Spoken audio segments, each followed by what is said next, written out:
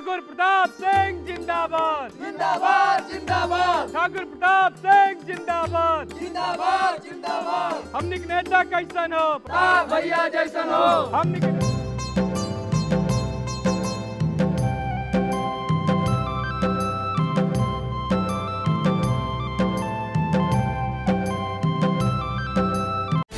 प्रताप सिंह, हम तुमको गिरफ्तार करने आए हैं।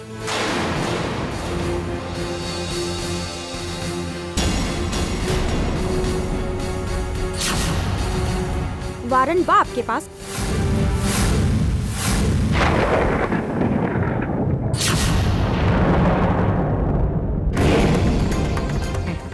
आप जनानी हैं। याद रखिए, हम जनानी के साथ साथ वकीलों बानी।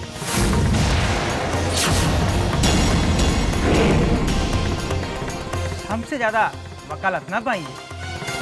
पूछती हैं, एक किसान का मर्डर हुआ है।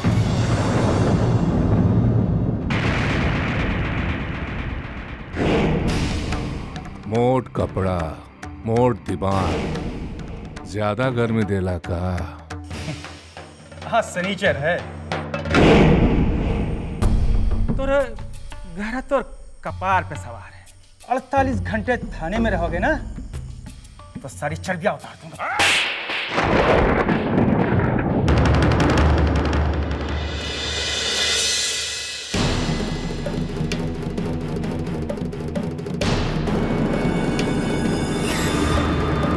खैर, तू हमें काले जेबे, हम तो के लेके चलब।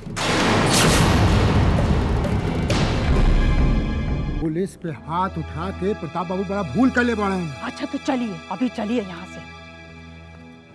पूरा का पूरा डिपार्टमेंट मिल के हवेली का ईंट से ईंट बजा देगा। तो हम तो सोचे थे कि ये केस पूरा पूरा आप अपना हाथ में ले लेंगे। तो भाई, हम इसीलिए तो रुके थे ना, पर वो बोले कि आप प्रस्थान कीजिए। अब बताइए, समझाने का बात है, कोई रास्ता ही नहीं छोड़े तो क्या किया जाए? अच्छा ठीक है, अभी चला जाए, है ना? आज जरूरत होगी तो हम फिर आ जाएंगे। अब बेटी के ससुराल हो, समझे, तनी शांत रही। चलिए, आइए। हेलो वकील साहब, आपके वो काम बोले रहली हम। ठाकुर प्रताप सिंह कही हैं और काम न होए ना, बात राजेंद्रवा के मर्डर तक सीमित नहीं खे। वो दरगुआ जो हमके गिरफ्तार कर आए रहे, अरे हम गुस्सा में ओकर थप्पड़ मार देले बानी। अब बोला कि हम कैसे बर्दाश्त करते? अब हमके कैसे छुड़ावे के बाद अभी तू देख ली। हम अपन काम कर देली, हाँ, अब तू अपन काम कर।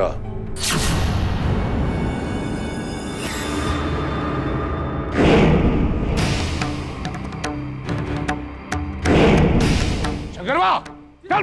जी सरकार। जाके पुलिस की गाड़ी में बैठ। जी। बैठा।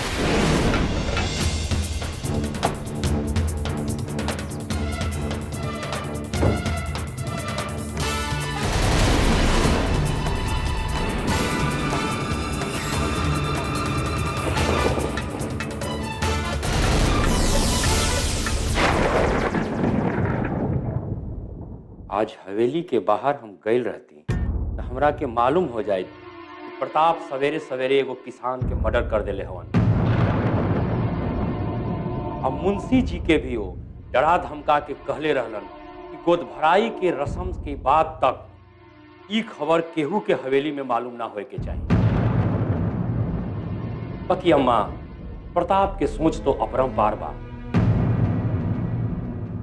आखिर ई बात हमरा के नइखे समझ में आइल कि प्रताप हमरा से काहे खातिर ई बात के छुपा लेलन। बेटा बलदेव, ठाकुर प्रताप सिंह तोहार बहुत सम्मान करेला, वो तोहार से डरेला, एक खातिर उन नइखे बतैले हुई। अब पुलिस घर में आ गई तो ठाकुर बलदेव सिंह के मान सम्मान बढ़ गई। अरे ऊंच नीच गलत केहू से कुछ बोला तो आपन लोग ही ना ओकरा के मदद करेला। जानत नहीं अम्मा, राजेंद्र के लाश लेके रामशरण यादव डीएम ऑफिस में धरना देवत रहा, जैसे पुलिस इतना जल्दी हवेली में आ गई। तो कुछ न करवा करब, आखिर वो भाई बा ना, अरुआ के खुशी खातिर हम कुछ भी करब।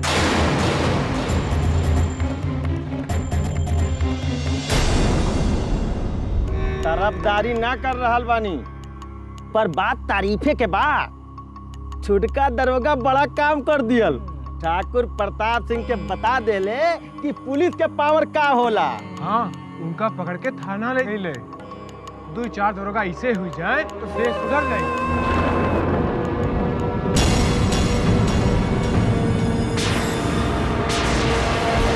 और कादे बड़बा छुटके दरोगा के मार दिन थप्पड़ तो बिलबिला के रह गईले।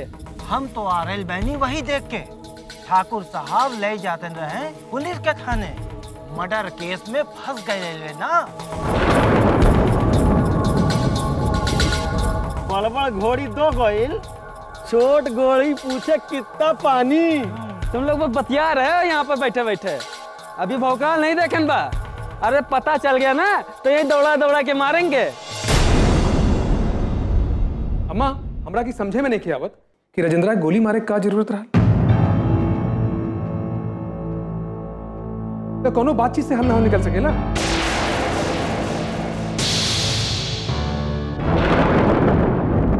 अगर वो कोनो गलती कर दिए रहल तो के लपड़ थप्पड़ मार के खत्म कर देते। लेकिन प्रताप भैया के तो आदत खराब बा।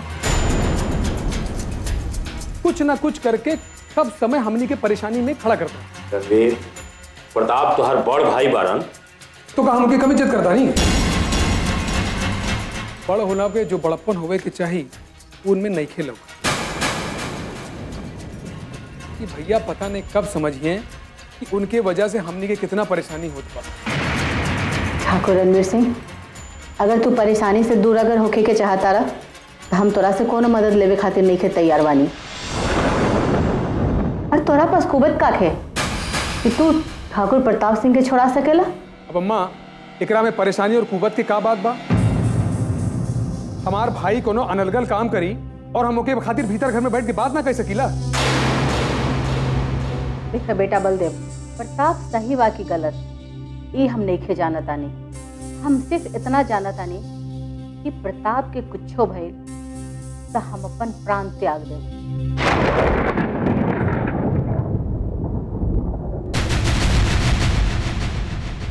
बेटा बलदेव, अगर प्रताप दरोगा के पकड़ के थाना गई तो तू लोगों ने छोड़ा नहीं खी सकेला। अम्मा लोग चिंता कहा करत है। घरे में तो वकील बा, यशोदा कानून तरीका बताई और मंत्री जी से कह के हम प्रताप के जेल ना जा जाए। हाँ यशोदा, तू तो जनलू हो का भाई। बताओ हमने की का करे के चाहिए, बताओ। कानून के अपन काम करे दी। सामर्थ होवे के मतलब ई ना कि गरीब आदमी के गाजर मूली की तरह काटल मारेगा।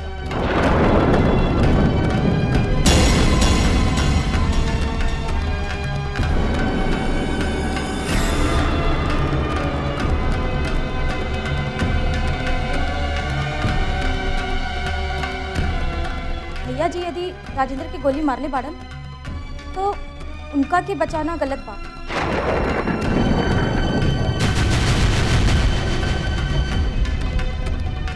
एकरा से तो ताकतवर लोग में अपराध करे के हौसला जागी।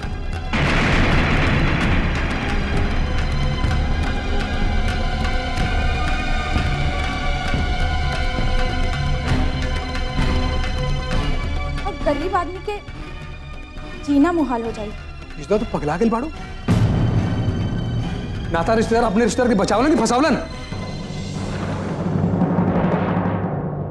चलो जाओ।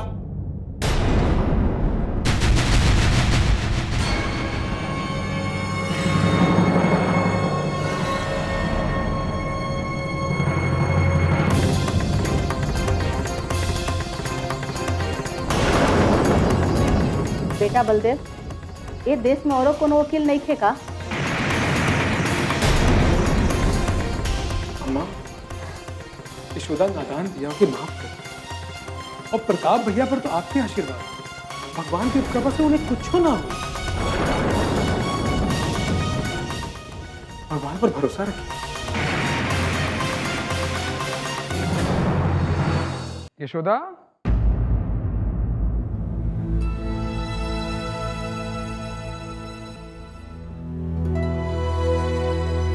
अब चिंता के कोनो बात नहीं खे। अम्मा बलदेव भैया के भेजले बानी प्रताप भैया के छुड़ावे खातिर। चिंता की बात काहे नहीं के? भाई साहब कानून बदल दिए कि जे भइल ओकरा जुटला दिए।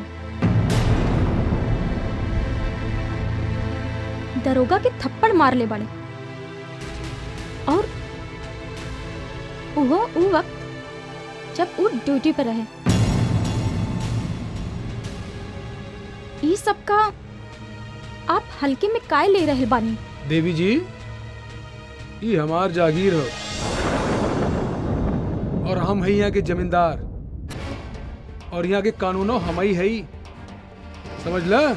हमरे आपके जन्म से पहले ये देश से जमींदारी उठ गई। हम लोग बड़ और धनी किसान बानी जेकर पहुंच अफसर और मंत्री तक बाटे।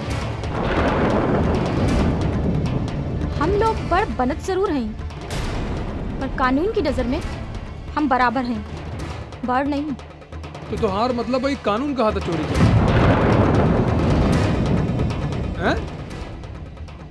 ऐसा कई ठो देश है जहाँ हाथ काट के फेंक दिया जाता है, समझे? और हम यही कानून की तरफदारी करता नहीं। उन देश में लोग आपन कमाई के एक भाग गरीबों में दान देवेलन, आप एकरो तरफदारी करता नहीं।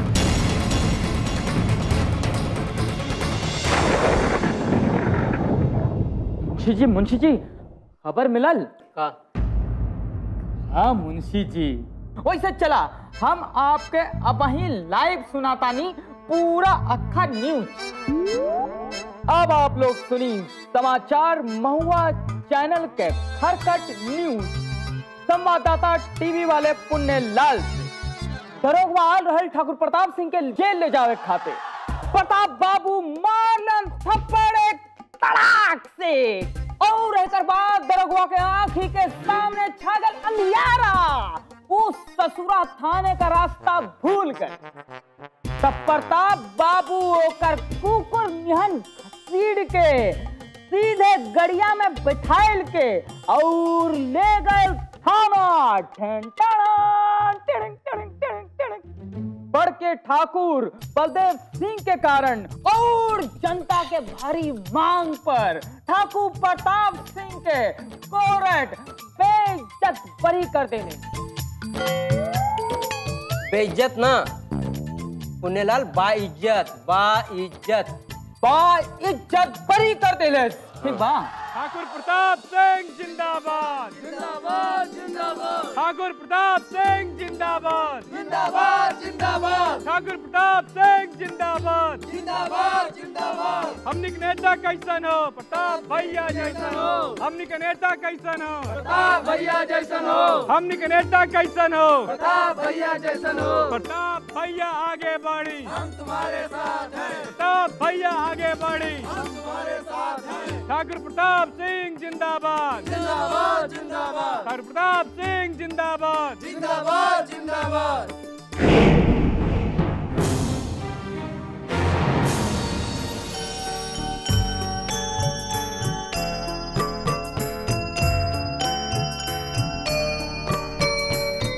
अम्मा इतना बड़ कांड कैला के बावजूद प्रताप अम्बे माता की कृपा से छूट गई।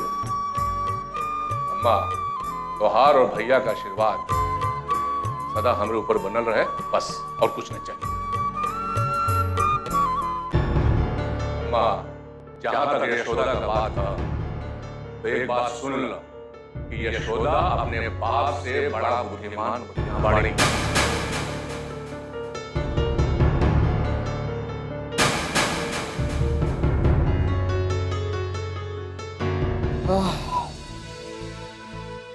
यशोदा हम तो डरायल गए रहे। प्रताप भैया की दिलेरी देखा कि तोहरा के माफ कर देना। हम भैया के खिलाफ ना बाकी सच के पक्ष में बोले रहनी। अब वो सच अगर केकरो के खिलाफ जाता तो हम क्या करें?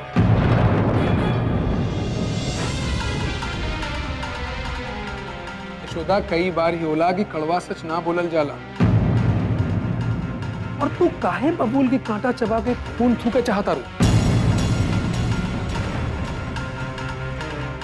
देखा यशोदा न्याय और अन्याय के बीच एक झीना पर्दा निहन अंतर होला।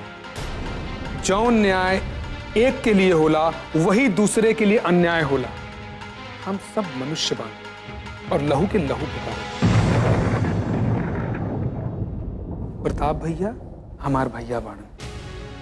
बड़े भैया तो सही के पच ले रहे। उत्तर हम देता तोरा के आपन बुझ। यशोदा ई व्यवहारिक बात बा कि कानून के अपना एक लिमिटेशन बा, किंतु रिश्ता नाता ई देवलोक से तय हो। रिश्ता नाता ना टूट सकेला, कानून टूट सकेला। बुझला?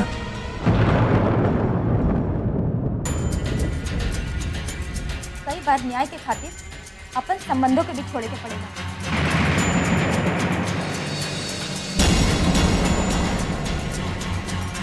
देखा कुछ लोग के देवता बने के भूत सवार बा, वही ही करना, किंतु वो देवता ना बन सके। हमनी के मनुष्य बन, हमनी के देवता बने की कोशिश बिल्कुल ना करे के चाहे। और तोरा का मतलब बा? काहे ये सब कर रहा है? जबरदस्ती सांप के बिल में हाथ दे रहा है?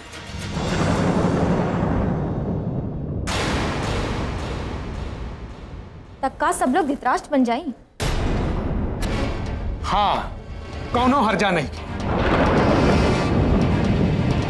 अभी मामला में कोनो गुंजाइश ना बा बहस के।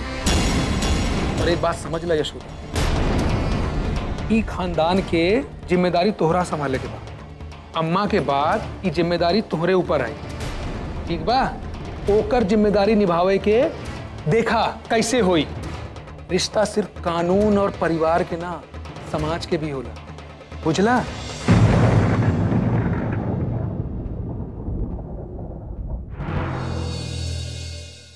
ई बताई रउआ का समझ चाहता नहीं? ये बात नहीं बुझे कि सनवा को गोली मारे प्रताप बाबू और जमन तो मिल गई। ये तो इंसाफ ना हुआ। समरथ को नहीं दोष गोसाई, पुलिस नु दोनों हाथ से पैसवा बटोरी। हम तो चैलेंज से कहता नहीं कि एमे भारी राजनीति बा।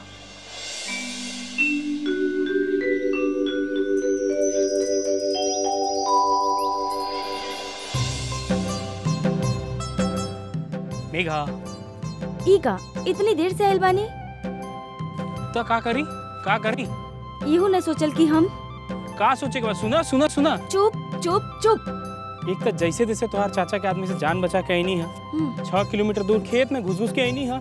कॉलेज छोड़ के आई नहीं हम। ओह, तुम्हार चाचा के सब आदमी इतना खतरनाक बात देख रही तो काट के फेंक दी।